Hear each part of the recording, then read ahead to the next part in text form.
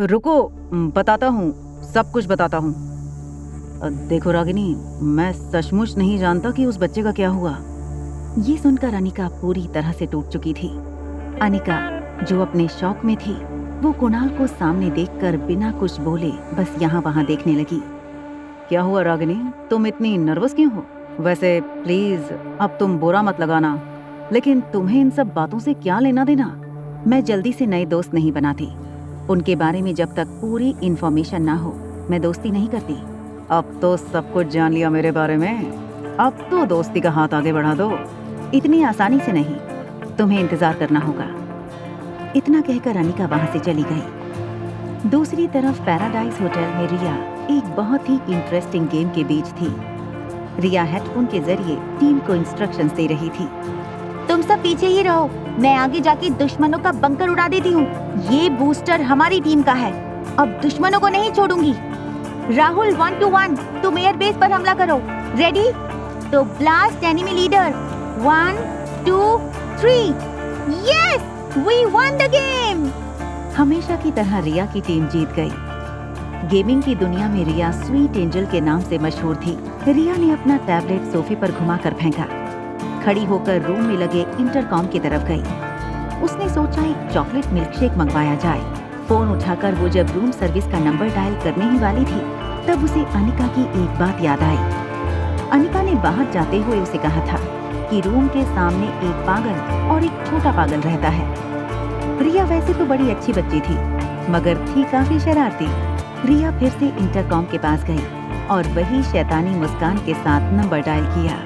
तभी रोहित मारवा के कमरे में इंटरकॉम की घंटी बजने लगी। रूम में इस वक्त सिर्फ सनी और आर्यन ही मौजूद थे। सनी बालकनी में खड़ा खड़ा अपने किसी दोस्त से फोन पे झगड़ रहा था। रोहित को बिजी देखकर आर्यन ने खुद फोन उठाया। आर्यन अपनी मीठी प्यारी और धीमी आवाज में बोला, हेलो बच्चे हो? क्या ये बात तुम्हें मेरी टीचर ने बताई? अच्छा, तो तुम्हारी टीचर भी ये बात जानती है? टीचर कहती है मुझे स्पेशल स्कूल जाना चाहिए। क्या तुम स्कूल जाती हो? ऑफ कोर्स मैं स्कूल जाती हूँ। हर बच्चा स्कूल जाता है, तुम नहीं जाते क्या? मैं स्कूल जाता था जब हम पूरी फैमिली के साथ रहते थे। फिर पापा मुझे यहाँ ले आए। ये होटल पापा की है। अब हम यही होटल में रहते हैं। ट्यूशन टीचर यहीं आती है मुझे पढ़ाने। स्कूल नहीं जाते, होटल को घर बनाकर रहते हो?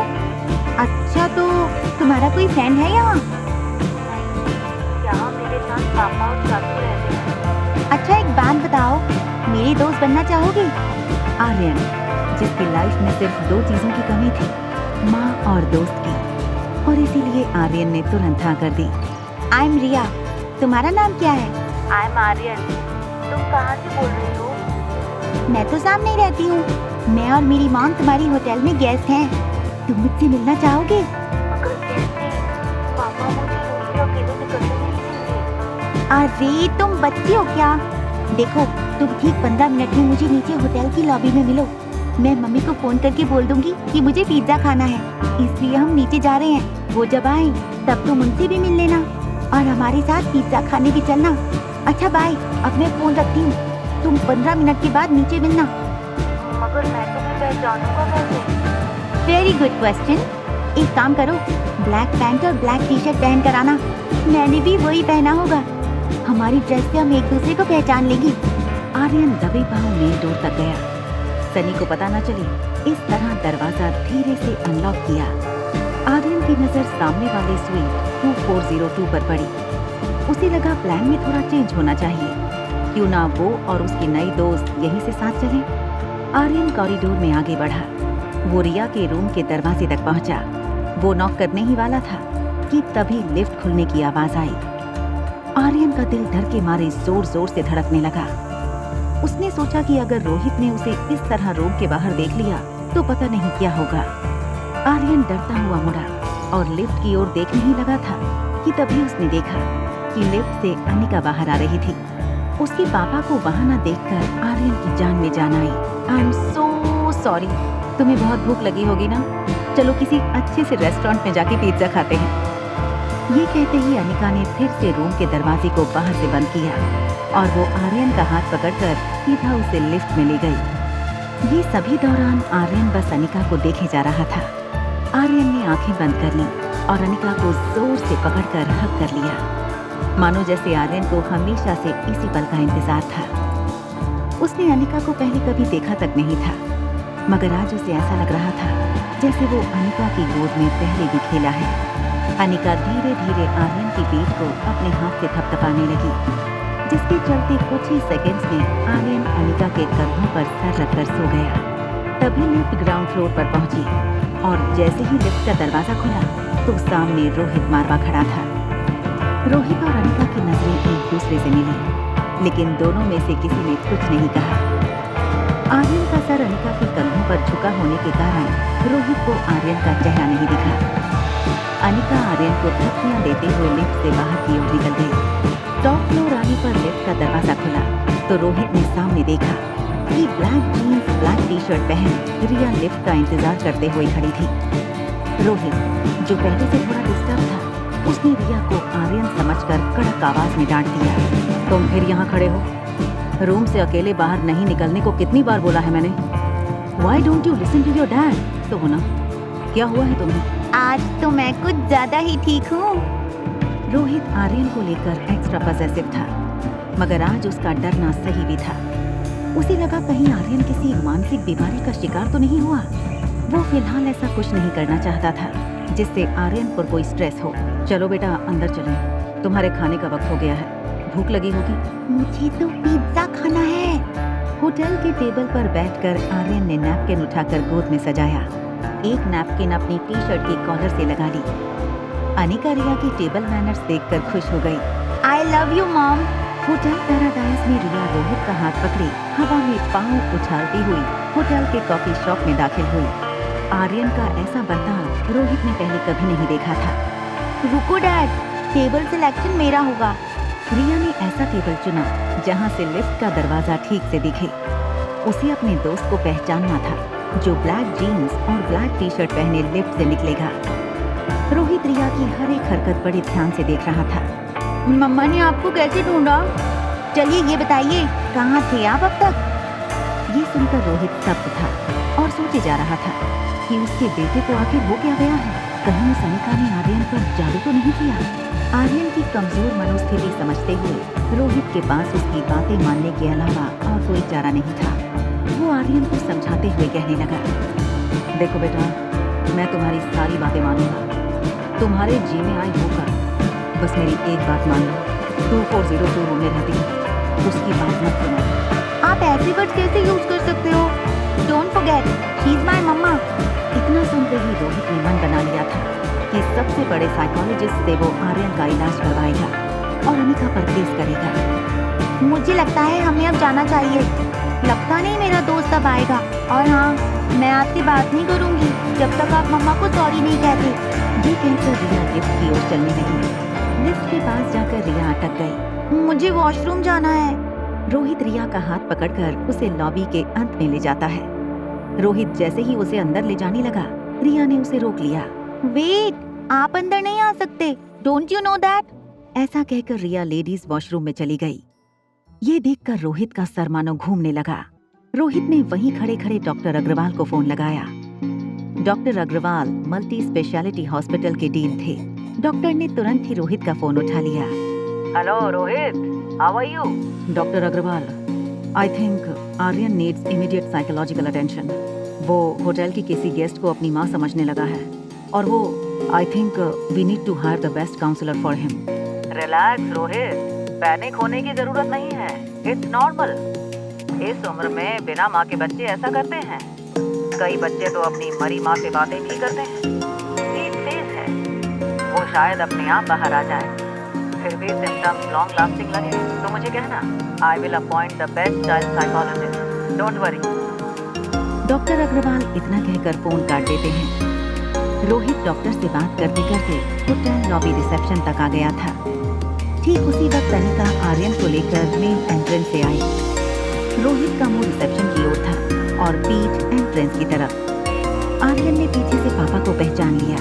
उसे पता था कि अगर पापा ने आर्यन को उसे किसी अजनबी के साथ बाहर से आते देख लिया तो उसकी खैर नहीं। इससे पहले कि रोहित उनकी तरफ मुड़ता, आर्यन आर्यन अनिका के पीछे से स्टेयरकेस के रास्ते ऊपर चला गया। जब रोहित मुड़ा तो उसने देखा अनिका आ रही थी। उसका गुस्सा अनिका के लिए 7वें आसमान पर था। वो अचानक अनिका का रास्ता रोककर खड़ा हो गया तो अनिका के मुंह से चीख निकल गई। आसपास खड़े लोग अपना काम रोककर रोहित और अनिका को देखने लगे। क्या चाहिए तुम्हें? क्यों कर रही हो ऐसा मेरे बेटे के साथ? देखिए, मुझे लगता है आपको कोई गलतफहमी हुई है। कितने पैसे चाहिए तुम्हें? तुमने सोचा होगा उससे ज्यादा दूंगा, बस हमसे दूर रहो। देखिए, आप मेरी बच्ची के सामने मुझ पर ऐसे इल्जाम लगा रहे हैं जिनका कोई मतलब ही नहीं। रोहित अनिका की बात सुनकर शॉक हो गया क्योंकि अनिका के साथ तो कोई था ही नहीं। रोहित अनिका के पीछे देखने लगा। तभी अनिका ने भी मुड़कर देखा। अनिका हैरान हो गई। वहाँ रिया नहीं थी। रिया, रिया कहाँ हो तुम? परेशान अनिका ने पर्स से फोन निकाला। अनिका पूरी लॉबी में रिया को ढूंढने लगी। एक हाथ से उसने रिया को फोन लगाया। रिया का फोन बज रहा था लेकिन वो जवाब नहीं दे रही थी। बेहद घबराई अनिका बार बार फोन लगाने लगी। वॉशरूम में रिया वॉश बेसिन के टैप तक नहीं पहुंच रही थी। उसने बड़ी मुश्किल से अपनी एड़ियों को ऊंचा करके अपने हाथ धोए। उसकी जेब में फोन काफी देर से बज रहा था। हाथ धोने के बाद गीले हाथों से ही उसने फोन रिसीव किया और बिना फोन कान को लगाए बोली, मैं वॉशरूम में हूँ। इतना कहकर रिया ने फोन काट दिया। रिया की इतनी बात सुनकर अनिका की जान ले जान आई।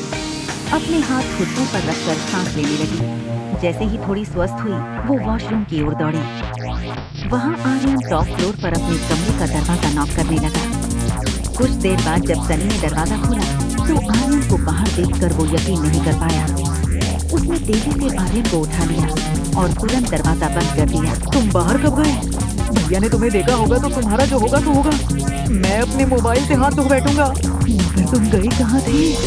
आर्यन ने अपनी आंखें नीचे की और मुस्कुराकर बोला, पिज्जा खाने। नीचे अनिका लेडीज वॉशरूम में जाती है। वहाँ जैसे ही उसे रिया दिखी थोड़ा प्यार से डांट भी दिया। आज पूरी शाम तुम वेल बिहेव थी। होटल में आते ही तुम्हारी शैतानी शुरू। आज का पिज्जा बहुत टेस्टी था, है ना?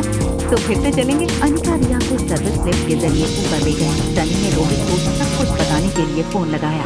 टेंशन के मारे उसकी सांसें भारी होने लगी थी।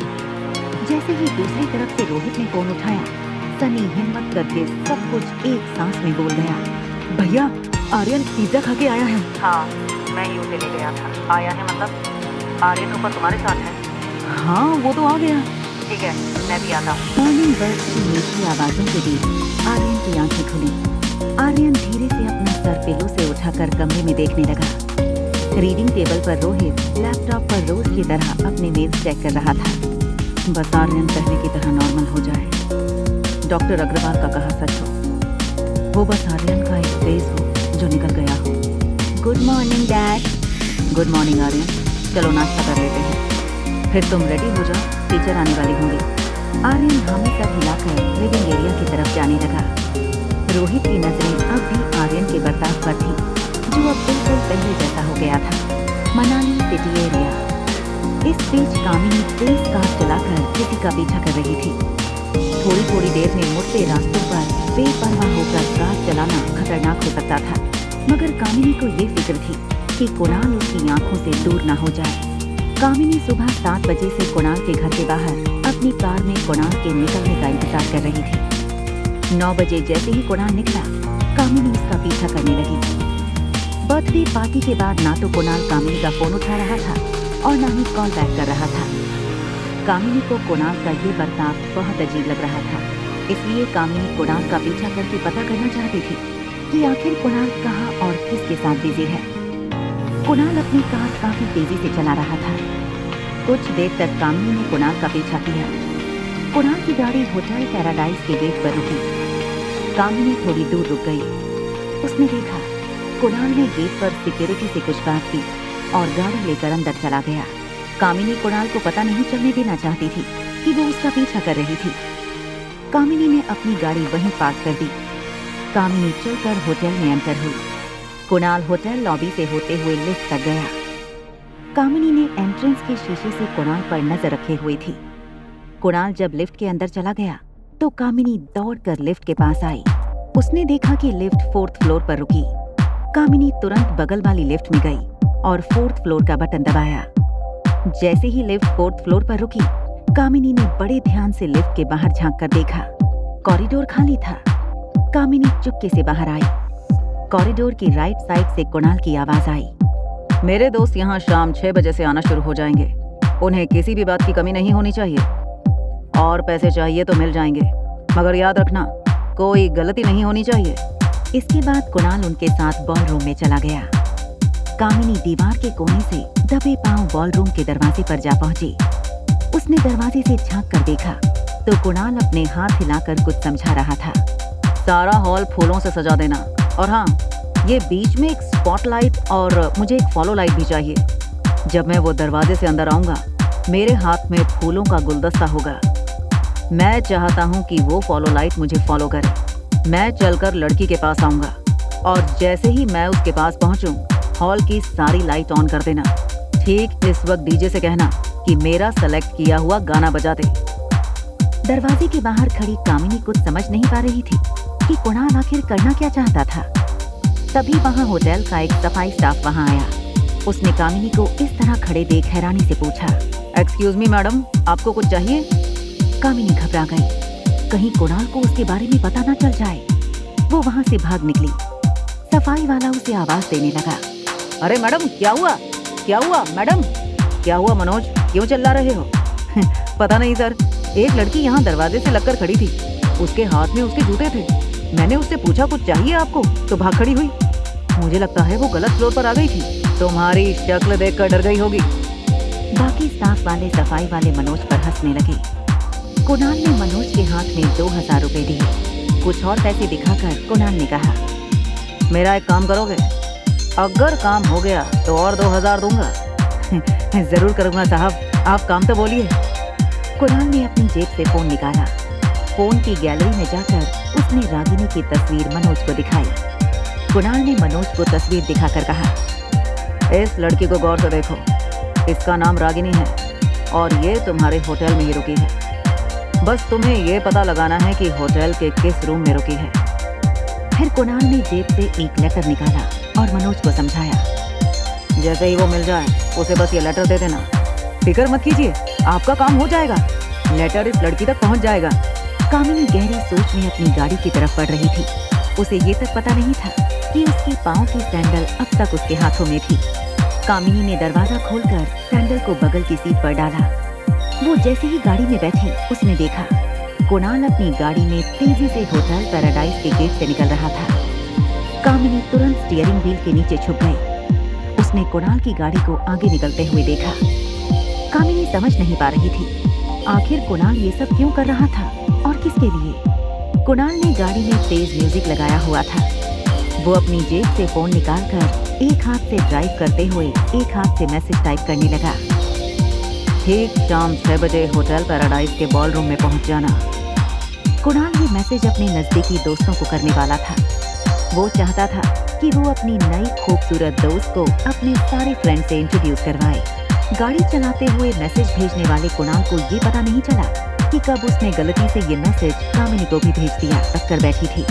कामिनी को शक हो चुका था कि कुणाल की जिंदगी में शायद कोई और लड़की है। तभी उसके फोन पर एक मैसेज आया। कामिनी ने आंखें ऊपर करके डैशबोर्ड पर रखे फोन को देखा। उसने नोटिफिकेशन में देखा कि कुणाल का मैसेज था, ठीक शाम 6 बजे होटल पैराडाइज के बॉलरूम में पहुंच जाना। ये मैसेज पढ़कर मानो कामिनी को अपनी खोई जिंदगी वापस मिल गई थी। कामिनी को लगा कि सारी प्लानिंग कुणाल ने इसलिए की थी ताकि आज शाम वो कामिनी को शादी के लिए प्रपोज कर सके।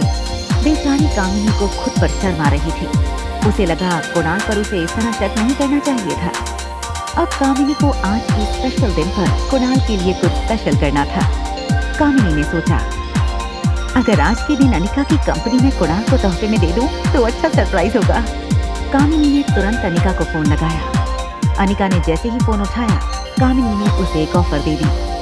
सुनो अनिका, मुझे वो फार्मा कंपनी आज ही चाहिए। अनिका उस वक्त रिया के साथ बैठकर उसके स्कूल प्रोजेक्ट पूरे करने में मदद कर रही थी।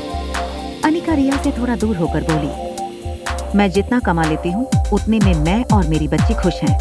इससे ज्यादा ना मेरी कोई ख्वाहिश है ना ही जरूरत। अनिका का ये जवाब सुनकर कामिनी ने अपने दोनों हाथों से स्टीयरिंग को कस के पकड़ा। फिर अपना एक हाथ जोर से विंडो के कांच पर दे मारा।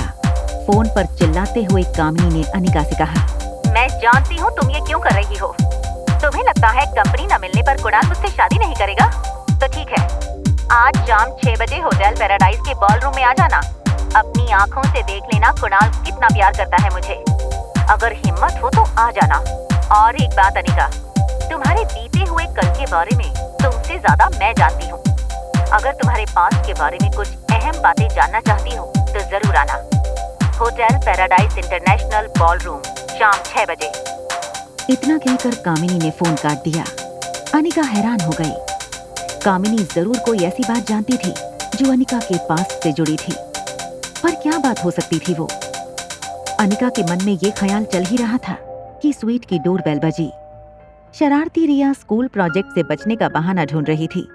डोरबेल बजते ही उसने ऐलान कर दिया, दरवाजा मैं खोलूंगी। रिया ने दरवाजा खोला। सामने रूम सर्विस करने आया मनोज खड़ा था। मनोज ने बड़े प्यार से रिया को पूछा, मैम रूम सर्विस? रिया ने मुस्कुराकर मनोज को अंदर आने का इशारा किया। मनोज वैक्यूम क्लीनर से फर्श साफ करने लगा। तभी उसका ध्यान बालकनी में खड़ी अनिका पर गया। मनोज को तुरंत एहसास हो गया कि ये वही लड़की है जिसे वो ढूंढ रहा था। रूम की क्लीनिंग पूरी करने के बाद मनोज ने अपना वैक्यूम क्लीनर उठाया और दूसरे हाथ से कैप थोड़ा ऊपर करके अनिका से बोला, thank you ma'am, hope you have a great day. Anika ने अपने पर्स से 100 की नोट निकाली और मनोज के हाथ में थमा दी। मनोज ने अपनी जेब से कुणाल का लेटर निकाला और अनिका के हाथ में दे दिया। जाते हुए मनोज फिर से मुड़ा और मुस्कुराकर अनिका को थैंक यू कहा। अनिका को लगा शायद ये होटल का कोई बिल होगा। उसने लेटर को अनफोल्ड किया। लेटर में जो लिखा था वो पढ़कर अनिका सरप्राइज हो गई। लेटर में लिखा था, आखिर हमारा खत आपके कमरे तक पहुंच ही गया। हमारी दोस्ती को भी एक मौका दीजिए। आज शाम 6 बजे होटल बॉलरूम। लेटर की लिखावट पर से अनिका ये समझ गई थी कि ये हरकत कुणाल की थी। बस अनिका को ये बात समझ नहीं आ रही थी, कुणाल अगर आज शाम को बॉलरूम में कामिनी को प्रपोज करने वाला था तो उसने अनिका को वहां क्यों बुलाया था? रोहित अपने स्वीट में वीडियो कॉन्फ्रेंस के जरिए कंपनी के बोर्ड मेंबर की मीट अटेंड कर रहा था। उसके फोन पर बार बार कंपनी का IT हेड सैम फोन कर रहा था। रोहित को पता था कि सैम के पास जरूर डॉक्टर अमृता की कोई न्यूज होगी। कॉन्फ्रेंस खत्म करने के बाद रोहित सैम को फोन लगाने ही वाला था कि आर्यन की ट्यूशन टीचर मैरी आर्यन के रूम से बाहर आई। मैरी 35 वर्ष की ऊंची, सांवली और काफी प्रभावशाली पर्सनालिटी वाली औरत थी। मैरी की शक्ल पर गुस्सा साफ नजर आ रहा था। आर्यन के कमरे से बाहर निकलते ही मैरी जोर जोर से रोहित को आवाज लगाने लगी, mister Rohit, mister Rohit, your son is just impossible. Mister Rohit, आपको मेरी बात मान लेनी चाहिए। Aryan is not normal. उसे स्पेशल बच्चों के साथ स्पेशल स्कूल में भेजना चाहिए। बैठिए, क्या हुआ मुझे बताइए। Mister Rohit, how should I explain you? Aryan is bad in every subject.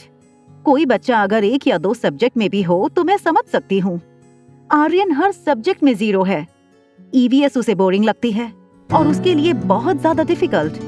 ना तो वो होमवर्क करता है, ना तो ट्यूशन के वक्त पढ़ाई में ध्यान देता है। I am fed up mister Rohit. Rohit रोज की कंप्लेंट सुनकर परेशान हो गया था, मगर वो चाहता था कि टीचर उसे यही पढ़ाए। रोहित ने ड्रॉर से चेक बुक निकाली और एक चेक साइन करने लगा। रोहित ने टीचर से कहा, देखिए टीचर, मैं इस महीने से आपकी सैलरी डबल कर देता हूँ। आप अगर थोड़ा एक्स्ट्रा टाइम लेकर आर्यन को पढ़ा दें। मैरी ने रोहित को साइन करने से रोक लिया। मिस्टर मारवा, मेरी सैलरी आपके बच्चे की IQ नहीं बढ़ा सकता। Aryan is a special child. I think he needs special attention. I hope you understand. Mary teacher खड़ी होकर कमरे से बाहर निकल गई। रोहित बेडरूम में आर्यन से बात करने जा ही रहा था कि फिर से सैम का फोन आया। इस बार रोहित ने सैम का फोन उठा लिया। बोलो सैम। सर, मैंने मेल का लोकेशन ट्रैक किया है। सर, बहुत हैरान कर देने वाली बात है। डॉक्टर अमृता ने जिस नेटवर्क के जरिए मेल भेजा था वो मनाली का है। इतना ही नहीं सर, वो डॉक्टर अमृता इस वक्त आप ही की होटल पैराडाइज में है। आगे की कहानी जानने के लिए देखें अगला एपिसोड सिर्फ पॉकेट एफएम के यूट्यूब चैनल पर। और एक लड़की को देखा तो के सारे एपिसोड को सुनने के लिए डिस्क्रिप्शन में दी गई लिंक से डाउनलोड करें पॉकेट एफएम ऐप।